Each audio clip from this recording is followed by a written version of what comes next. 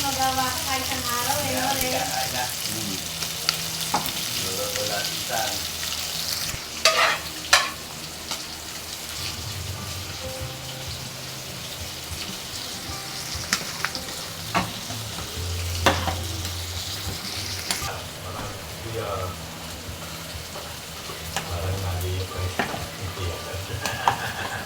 Petis, kaya petis o asin.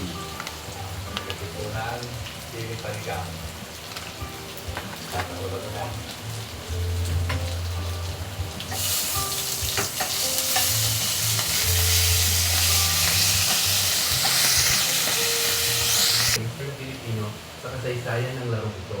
Sa likod ng bawat nakasisilaw na tropeyong hinahawakan ni Alex ay ang dugot pawis ay ginubuhos niya sa araw-araw na pagsasanay. Sa karera naging makulay ang buhay ng ating tennis princess dahil naging usap-usapan din sa mundo ng sports ang kanyang buhay. Naging tampok sa mga balita